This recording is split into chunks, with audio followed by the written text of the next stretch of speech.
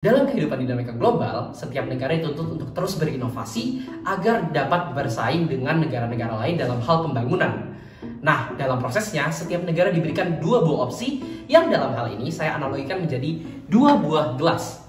Gelas A, meskipun dengan biaya yang sedikit mahal dan masyarakatnya perlu beradaptasi, namun dapat menjadi sebuah solusi jangka panjang yang dapat membantu pertumbuhan suatu negara untuk masa-masa yang akan datang. Sedangkan di opsi B, meskipun masyarakat tidak perlu terlalu banyak beradaptasi dan biayanya cenderung lebih murah, namun solusi ini tidak dapat menjadi solusi jangka panjang yang membantu pertumbuhan suatu negara. Permasalahan yang dihadapi tadi adalah mengenai pembangunan manusia. Hingga kini, Indonesia sebagai suatu negara cenderung memilih dan mengandalkan opsi yang instan dan mudah, yaitu opsi B. Di sini, Indonesia seringkali mengandalkan tenaga-tenaga asing untuk datang dan membantu proses pertumbuhan di Indonesia. Memang, opsi ini adalah opsi yang cepat dan mudah untuk dilakukan, serta dengan biaya yang lebih murah karena mereka hanya perlu menggaji tenaga-tenaga asing tersebut. Tapi dalam jangka panjang, ini tidak akan membantu mewujudkan pertumbuhan yang maksimal di Indonesia. Karena sumber daya manusia yang dimiliki Indonesia masih belum mengerti apa yang harus dilakukan dalam jangka panjang untuk membantu proses pertumbuhan negeri ini. Kami mengerti bahwa sebagai pemerintah sulit untuk memilih opsi A sebagai solusi. Karena jika dilihat berdasarkan data, sumber daya yang dimiliki oleh Indonesia dalam hal manusia masih belum dikatakan unggul dan dapat digunakan dengan maksimal untuk membantu proses pertumbuhan suatu negara. Karena itu, pemerintah cenderung mengandalkan opsi B dengan membayar tenaga-tenaga asing untuk membantu mempercepat proses pertumbuhan ekonomi di Indonesia. Namun, hal ini tentu tidak bisa dibiarkan bertahan lama, karena jika dilihat dalam jangka panjang, maka negara kita akan terus mengandalkan negara-negara lain dan tidak akan bisa menjadi negara yang independen dalam proses pembangunan suatu negara. Karena itu, perlu ada langkah yang dilakukan dan ada aksi yang digalakkan untuk membantu apa yang diusahakan oleh pemerintah Indonesia dalam hal pembangunan manusia. Karena itu, saya Matthew Filbert bersama rekan saya, March Indi dan Johanna Gracella mengajak kalian untuk berkenalan dengan Selasih. Julukan macan Asia yang tertidur sudah lama dimiliki oleh Indonesia.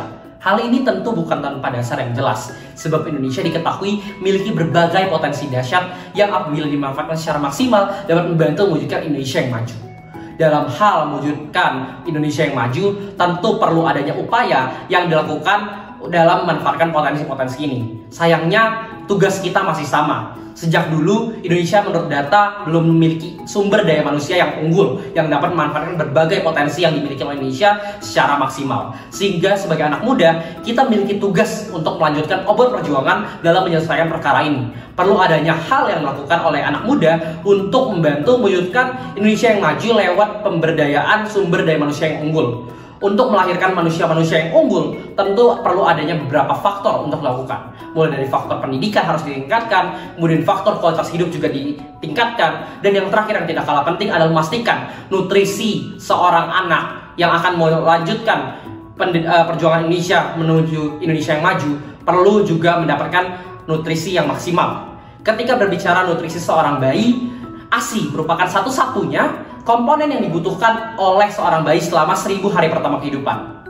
ASI memiliki berbagai manfaat yang dapat memberikan keuntungan bagi seorang bayi apabila dikonsumsi secara eksklusif selama 1000 hari pertama kehidupan atau sampai bayi berusia 2 tahun.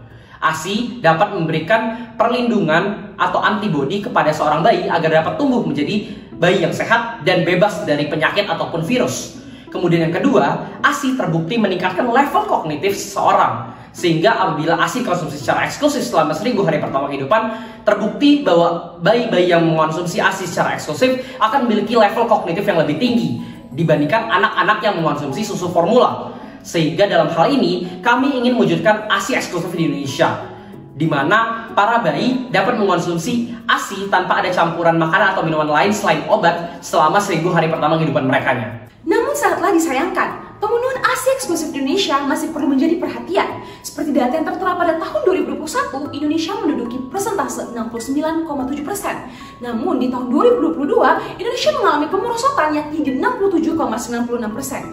Maka dari itu, pemenuhan ASI eksklusif di Indonesia masih perlu menjadi bahan perhatian penting dan pokok bahasan utama bagi kita dan juga bagi pemerintah. Pastinya ada faktor penyebabnya di belakang. Pertama, kurangnya pendidikan sang ibu. Mungkin dalam hal ini, ibu tidak mendapatkan edukasi secara berkala, yang dimana ibu tidak begitu memahami bagaimana cara mengontrol ASI agar dapat berfungsi setiap harinya secara eksklusif, dan bagaimana cara ibu untuk dapat mendapatkan ASI tersebut secara eksklusif setiap harinya dan berkala dan terstruktur kepada sang buah hati. Yang kedua, dalam hal ini ibu terpaksa untuk dapat langsung bekerja sebagai kewajibannya. Di sini ibu baru saja melahirkan dan memperoleh ASI. Namun sayangnya ASI tersebut dapat tersendat dikarenakan ibu tidak mendapatkan istirahat yang cukup dan maksimal. Yang ketiga, kurangnya dukungan dari keluarga. Dalam hal ini ibu bekerja sendirian dan memberikan ASI tersebut tanpa ada dukungan dari keluarga. Padahal sang ibu juga memerlukan afeksi agar lebih semangat dan dapat memberikan ASI yang sangat eksklusif dan bermanfaat bagi sang buah hati. Selanjutnya adalah faktor sosial ekonomi. Dalam hal ini ibu menyusui sangat membutuhkan makanan-makanan yang bergizi bukan? Namun dikarenakan faktor sosial ekonomi yang kurang memadai membuat ibu semakin tertekan. Dalam hal ini ibu juga memikirkan bagaimana cara dia mendapatkan makanan ataupun kebutuhan pokok yang dibutuhkan bagi dia maupun sang buah hati. Namun dalam hal ini ibu menjadi sangatlah frustasi dikarenakan tidak dapat memenuhi kebutuhan tersebut, dan pada akhirnya pun ASI tidak dapat terkeluarkan secara maksimal dan eksklusif bagi sang buah hati. Selasi adalah bank ASI terdigitalisasi pertama di Indonesia yang memiliki peran untuk membantu pemenuhan kebutuhan ASI eksklusif bagi para bayi di Indonesia, sehingga nantinya mampu meningkatkan kualitas sumber daya manusia di bangsa ini sendiri. Oleh karena itu, Selasi hadir di sini dengan memberikan dan menyediakan pelayanan yang maksimal dalam setiap rangkaiannya, yang dimana dibagi menjadi 3. Yang pertama adalah seleksi donor, kemudian yang kedua adalah penyimpanan dan penyortiran, dan yang ketiga adalah distribusi ASI. Rangkaian yang pertama adalah seleksi donor. Seleksi donor ini perlu dilakukan karena pendonor memiliki atau memegang peran vital dalam keberlangsungan dan kesuksesan Selasi. Atau pendonor di sini dapat diibaratkan sebagai jantung dari Selasi sendiri. Oleh karena itu, Selasi menyediakan atau memberikan layanan dan langkah yang serius dalam mencari atau menyortir pendonor ASI. Untuk seleksi donor sendiri terbagi menjadi 3 tahap. Tahap pertama adalah melakukan registrasi melalui aplikasi Selasi. Tahap ini bertujuan untuk mengetahui informasi-informasi dasar dari calon pendonor sehingga dapat menjadi acuan dalam menyortir dan memilih calon pendonor yang akan lanjut ke tahap selanjutnya. Kemudian lanjut ke tahap kedua adalah wawancara via telepon antara staf Selasi dengan calon pendonor. Nah, pada tahap ini itu bertujuan untuk memastikan keakuratan data dan juga mengetahui lebih rinci, mengetahui lebih lanjut terkait data yang telah didapatkan pada tahap sebelumnya. Kemudian tahap ketiga adalah memberikan pengecekan kesehatan kepada calon pendonor sebelum resmi menjadi pendonor ASI dari Selasi. Nah, pengecekan kesehatan ini dilakukan melalui pengambilan sampel darah dan juga penyakit keturunan, sehingga untuk memastikan apakah ada penyakit turunan yang dapat menular melalui ASI. Sekarang kita akan masuk ke rangkaian kedua, yaitu penyimpanan dan penyortiran. Data yang didapat dari formulir registrasi pada tahap sebelumnya tidak hanya digunakan sebagai jaminan akan kualitas ASI, tetapi dapat digunakan sebagai acuan untuk mencari kecocokan antara keinginan konsumen atau kebutuhan konsumen dengan data pendonor yang ada. Dalam rangkaian penyimpanan dan penyortiran ASI ini, kami melakukan 3 prosedur. Yang pertama adalah kami melakukan pasteurisasi. Yang kedua adalah ASI akan disimpan pada deep freezer untuk menjamin kualitas atau gizi asli ASI tetap terjaga. Kemudian prosedur yang ketiga adalah ASI akan disimpan pada botol berlabel tanggal kapan ASI itu diperah untuk menjamin agar ASI itu masih layak untuk dikonsumsi dan distribusikan kepada konsumen. ASI dari Selasi akan didistribusikan atau dikirimkan kepada konsumen oleh kurir kami yang telah dilatih untuk menjamin kualitas dan juga kehigienisan produk kami, yang dimana mereka disebut dengan Selasi Ranger. Proses distribusi ASI ini akan dilakukan dengan menggunakan 2 tipe armada yang berbeda. Yang pertama adalah kendaraan bermotor dan yang kedua adalah truk. Kendaraan bermotor ini digunakan sebagai transportasi utama dari Selasi Ranger dan digunakan saat akan mendistribusikan produk dengan jarak yang dekat dan saat membawa produk dengan jumlah yang sedikit. Sedangkan truk adalah transportasi cadangan dari Selasi Ranger dan akan digunakan saat akan mendistribusikan produk dalam jarak tempuh yang lumayan jauh atau lebih jauh dan saat membawa produk dalam jumlah yang lebih banyak. Walaupun memiliki dua tipe armada yang berbeda, tetapi keduanya tetap dilengkapi oleh fasilitas yang sama, yaitu deep freezer dan juga selalu disterilisasi sebelum digunakan untuk menjamin kualitas ASI sebelum digunakan atau dikonsumsi oleh konsumen dan juga saat proses distribusi ASI. Nah, dalam prosesnya, tentu bukan hanya kami sebagai pembuat produk yang mendapatkan dan merasakan keuntungan dari Selasih. Namun kami telah menentukan 3 buah variabel yang dapat memberikan kontribusi. Ketiga variabel tersebut adalah donatur, donor, dan juga pemerintah. Donatur tentu diperlukan dalam berjalannya bisnis Selasih, sebab kami mengedepankan kualitas produk yang kami tawarkan kepada konsumen, sehingga kami memerlukan alat-alat dengan kualitas terbaik untuk memproduksi bank ASI berstandar tinggi. Beberapa alat yang kalian butuhkan seperti deep freezer, pasteurizer, dan lain-lain membutuhkan biaya yang cukup mahal dalam operasionalnya, sehingga kalian membutuhkan donatur untuk membantu kami dalam proses berjalannya bisnis Selasih. Selanjutnya, para donor tentu akan sangat dibutuhkan dalam berjalannya bisnis Selasih, karena Selasih sendiri adalah bank ASI terdigitalisasi, sehingga dibutuhkan para donor untuk mendonorkan ASI milik mereka kepada Selasih untuk disimpan dalam bank ASI yang nantinya akan disalurkan kepada orang-orang yang membutuhkan ASI eksklusif di Indonesia. Yang ketiga, peran pemerintah tentu sangat diperlukan dalam berkontribusi ke bisnis Selasih, sebab pemerintah berperan besar dalam mengadakan edukasi kepada masyarakat untuk lebih peka bahwa terdapat permasalahan di sekitar masyarakat terkait pemenuhan ASI eksklusif dalam negeri. Dengan terbentuknya Selasih, pastinya kami memiliki target sasaran terhadap stakeholders. Secara geografis, kami akan memberikan ini kepada donatur yang lokasinya tepat, aman, dan tidak terlalu jauh dengan pusat kami Selasih. Kami juga mengharapkan bantuan dari pemerintah, terlebih pada Dinas Kesehatan Masyarakat untuk semakin menyongsong program kami.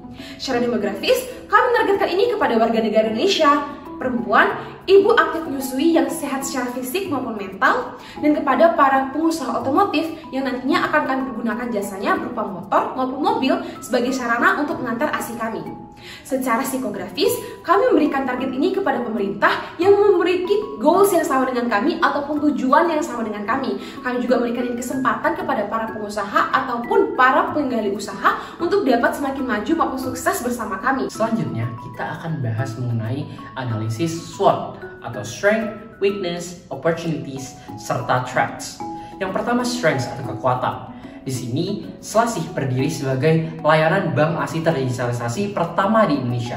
Hal ini membuat kami menjadi pelopor dan menjadi satu-satunya di Indonesia, sehingga saat ini belum ada yang menjadi kompetitor dalam bidang terkait. Yang kedua adalah layanan berbasis digital. Artinya ini menciptakan layanan yang praktis serta efisien untuk digunakan oleh berbagai kalangan. Yang ketiga, kami memiliki company's profile yang baik. Hal ini karena kami bekerja sama dengan para donatur yang juga memiliki brand-brand yang sudah terpercaya dan kredibel yang sudah tersebar ke seluruh penjuru negeri Indonesia. Sehingga hal ini membuat layanan kami menjadi terpercaya dan memiliki company's profile atau citra perusahaan yang baik. Yang kedua, kita masuk ke dalam weakness. Yang pertama, dari weakness tentu saja biaya operasional kami yang mahal, karena kami menggunakan alat-alat dengan teknologi canggih dan kualitas terkini untuk mewujudkan kualitas ASI yang kami berikan tetap steril dan tidak menghilangkan nutrisi-nutrisi yang dibutuhkan yang terkandung dalam ASI. Yang kedua, kami juga memiliki masalah terkait society awareness, di mana masyarakat mungkin masih banyak yang tidak percaya dengan layanan kami karena mungkin meragukan terkait kehalalannya atau mungkin terkait keamanannya dan sebagainya. Yang ketiga, kita masuk ke dalam opportunities. Yang pertama, adanya potensi terjadinya kerjasama multisektor. Di sini kami sebagai layanan bank ASI dapat bekerjasama dengan berbagai sektor lainnya, seperti contohnya perusahaan otomotif yang dapat membantu kami menyediakan armada-armada yang dapat digunakan untuk proses distribusi ASI milik Selasih. Yang kedua, kami juga menjadi katalisator bagi pemerintah dalam mempercepat program pemenuhan ASI eksklusif dalam negeri, sehingga kami dapat menjalin kerjasama yang baik dengan pemerintah dan dapat menjadi salah satu perusahaan yang dipercaya untuk membantu pemerintah. Yang terakhir, dalam hal threats atau ancaman ada beberapa poin yang kami soroti. Yang pertama, kesulitan untuk menarik konsumen, karena ada hal-hal yang membuat masyarakat tidak percaya atau kurang percaya dengan layanan Selasih. Yang kedua, adanya jumlah donor yang tidak stabil, karena baru di Indonesia sehingga mungkin tidak banyak pendonor yang mau mendonorkan ASI-nya ke bisnis. Dan yang terakhir, adanya kompetitor di bidang terkait menjadi ancaman bagi kami karena mereka bisa ada kemungkinan menawarkan harga-harga yang lebih rendah atau benefit-benefit yang lebih beneficial bagi berbagai kalangan atau stakeholders di luar sana sehingga terancam mengganggu berjalannya bisnis selasih kami. Dengan demikian, saya Matthew Filbert, Saya Marcindi, Saya Yohana Graciela, bersama Selasi berkontribusi untuk negeri. Sekian dari kami, terima kasih.